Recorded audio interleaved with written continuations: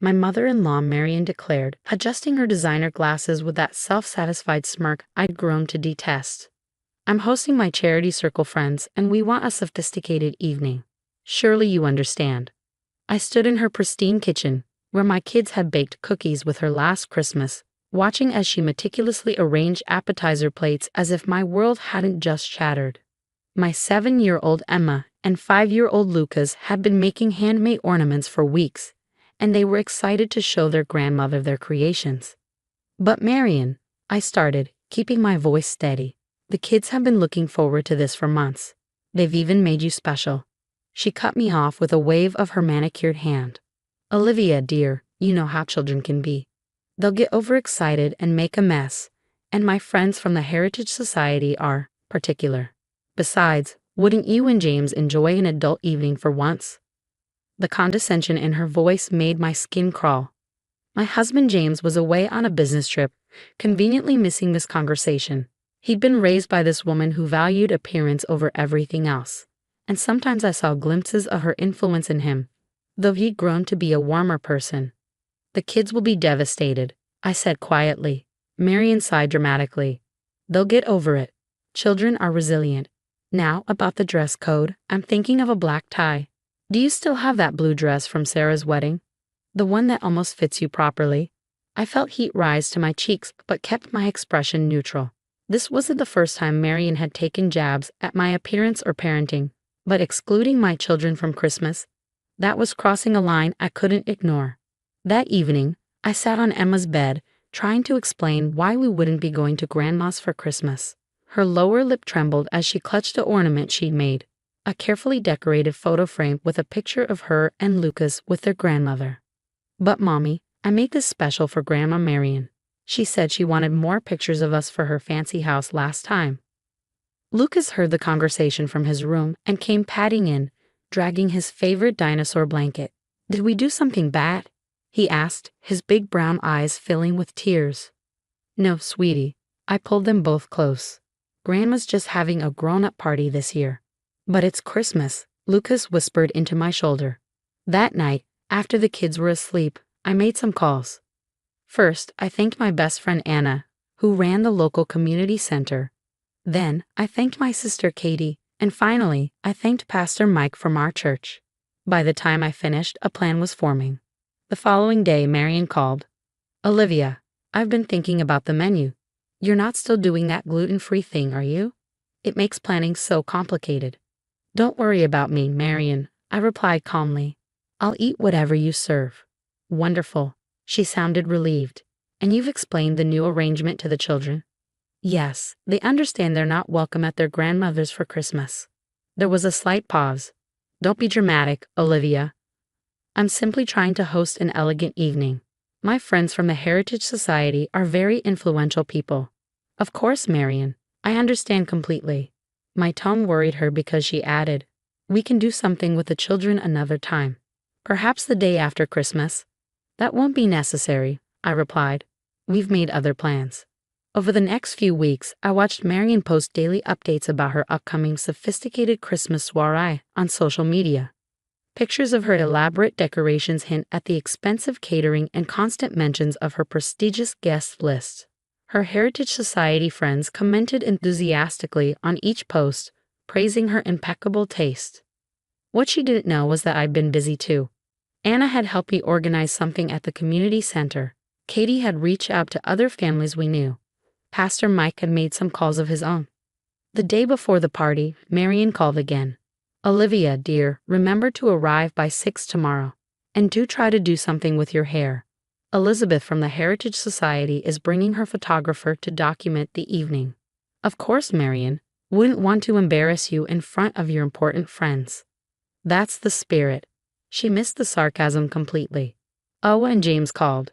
His flight's been delayed, but he should return just in time for the party. I smiled to myself. James knew exactly what time his flight was getting in, and it wasn't what his mother thought. We'd had a long talk about her behavior, and he was entirely on my side for the first time in our marriage. I helped Emma and Lucas pack their handmade ornaments that Christmas Eve morning, including the photo frame Emma had worked so hard on. Where are we taking them, Mommy? She asked. Somewhere special, sweetheart. Somewhere where they'll be appreciated.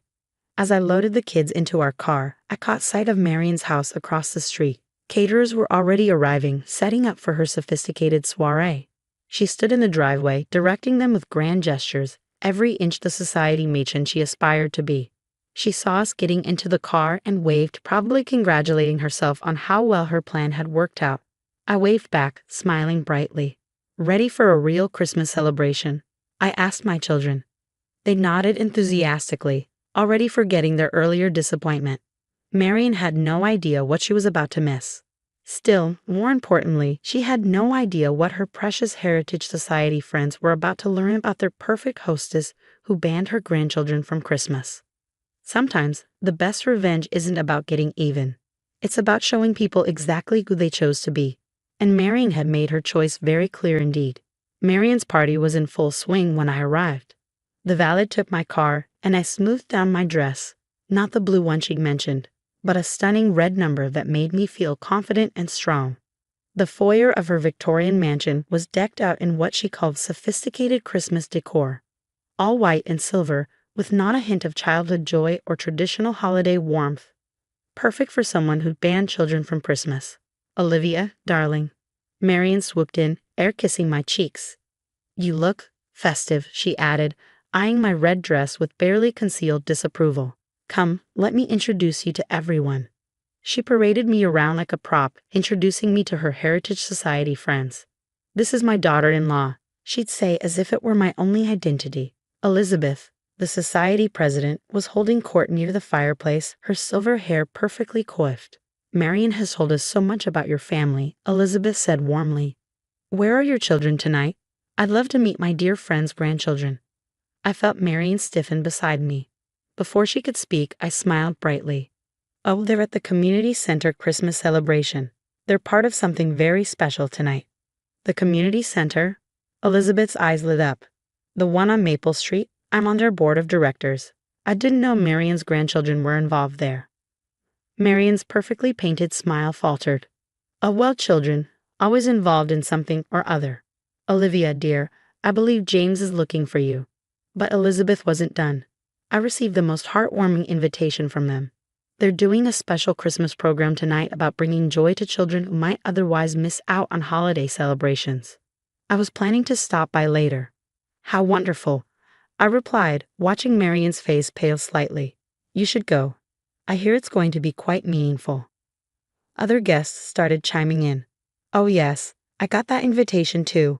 Pastor Mike mentioned something about it at last week's charity meeting. Didn't they say something about a special presentation by local children? Marion's attempts to steer the conversation elsewhere were increasingly desperate. The caterer has prepared the most exquisite truffle infused. Marion, Elizabeth interrupted, you must be so proud that your grandchildren are involved in such a meaningful community service, especially at their young age. Just then, James arrived.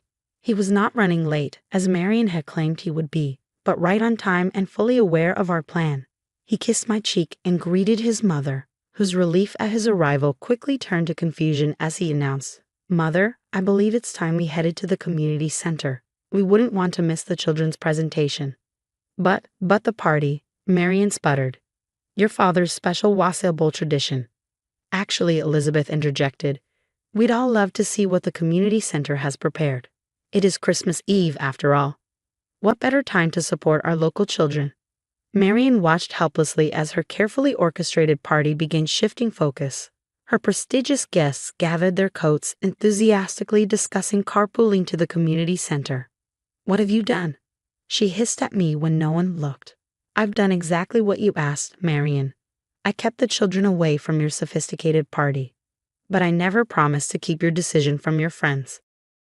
When we arrived, the community center was warm and bright, filled with the kind of Christmas spirit that Marion's sterile decorations could never capture. Construction paper chains and children's artwork decorated the walls, and the smell of hot chocolate and cookies filled the air. Emma and Lucas were at the front of the room with other children, preparing for their presentation. Their faces lit up when they saw us. But they stayed focused on their tasks, just as they'd practiced. Marion's friends filed in, exclaiming over the decorations and the apparent joy in the room. Pastor Mike welcomed everyone warmly, making special mention of the Heritage Society members' attendance. Then the children's presentation began. Each child spoke about what Christmas meant to them and shared something they'd made. When Emma's turn came, she held up her photo frame. "This is the ornament I made for my grandma," she said into the microphone. "It's a picture of me and my brother with her from last Christmas, when we baked cookies together. But this year, she said children aren't allowed at her Christmas party because they're not sophisticated enough." You could have heard a pin drop in the room. Elizabeth and the other society members turned to stare at Marian, whose face had gone from pale to crimson. Lucas went next, clutching his dinosaur blanket for courage. "I drew this picture of our family," he said softly, "but I had to draw Grandma Marian far away because she doesn't want us around for Christmas anymore." Marian stepped forward, perhaps to stop what was happening, but James touched her arm firmly. "Let them finish, Mother," he said quietly. The other children shared similar stories of feeling unwelcome, being told they weren't good enough, and being excluded from family celebrations. It wasn't just about Christmas anymore. It was about every child who'd ever been made to feel less than perfect. "This is why we created this celebration," Pastor Mike explained to the crowd. "We want to ensure that every child knows they are valued, loved, and worthy of celebrating Christmas, regardless of how sophisticated they may or may not be." Elizabeth stepped forward, dabbing at her eyes. "Marian," she said, her voice carrying clearly through the room, "I had no idea you'd excluded your grandchildren from Christmas. This is not what the Heritage Society stands for. We fund programs that support families, not tear them apart." The aftermath of the community center presentation was swift and devastating for Marian. Elizabeth pulled her aside immediately while other Heritage Society members gathered around Emma and Lucas, praising their bravery and admiring their handmade gifts. "I simply cannot understand," Elizabeth declared loudly enough for everyone to hear, "how anyone could look at these precious children and decide they weren't sophisticated enough for Christmas." Marian attempted damage control, her voice shrill with desperation. "I was just trying to host an elegant evening." Olivia twisted everything around. "Did Olivia make you ban your grandchildren from Christmas?" James asked, finally speaking up. "Did she force you to choose your social status over your family?" "James, darling, you don't understand." "No, Mother, I understand perfectly now. I've watched you chip away at Olivia's confidence for years, criticize our parenting, and make subtle jabs at our children. But this, excluding them from Christmas, that's unforgivable." The children's presentation had evolved into a joyous Christmas party. Emma and Lucas were surrounded by love and acceptance. Their handmade ornaments were proudly displayed on the community center's tree.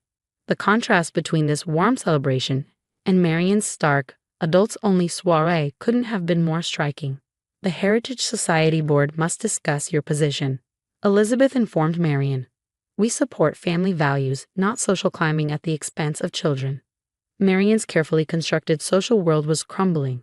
Her sophisticated Christmas party lay abandoned, her prestigious position in jeopardy, all because she couldn't see the true meaning of the holiday. I did mean," she stammered, but no one was listening anymore.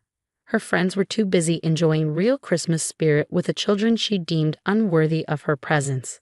Later that evening, as we prepared to leave, Emma approached her grandmother, holding out the photo frame ornament. "You can still have this, Grandma Marian," she said softly. "Everyone deserves a Christmas present, even if they made a mistake." That simple act of forgiveness from a 7-year-old finally broke through Marian's carefully maintained facade. She took the ornament with trembling hands, looking at it for the first time, the careful decoration, the happy photograph, the love that went into making it. "I've been horrible, haven't I?" she whispered, tears spilling down her perfectly made-up face. "Yes," I replied honestly, "but it's Christmas. And like Emma said, everyone deserves a chance to make things right."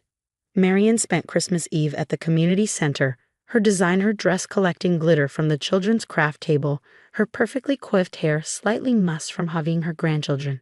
It wasn't the sophisticated evening she'd planned, but it was genuine, warm, and full of the true spirit of Christmas. The following year, Marian's Christmas party was very different. Her house was filled with children's laughter, handmade decorations hung proudly alongside her expensive ornaments, and Emma and Lucas had helped bake cookies for everyone. The Heritage Society members brought their grandchildren, and no one cared about being sophisticated. Sometimes it takes losing everything you thought you wanted to find what you need. Marion learned that lesson the hard way, but she knew it well. Our family Christmas photo that year showed her on the floor playing with Lucas and his dinosaurs. Her perfect hair mussed, her designer clothes slightly wrinkled, and her smile more genuine than I'd ever seen. Elizabeth often remarks that the community center Christmas celebration became a beloved tradition, reminding everyone that the holiday's true sophistication lies in bringing families together, not tearing them apart. For me, I learned that sometimes the best response to cruelty isn't anger or revenge, but simply allowing the truth to come to light. Marion's actions revealed who she was, and her redemption came from finally seeing herself through her grandchildren's eyes. Emma still has the photo of that Christmas Eve at the community center. In it, Marion is helping her hang an ornament, both covered in glitter and smiling. It's not sophisticated or elegant, but it's real. And that's what Christmas should be about.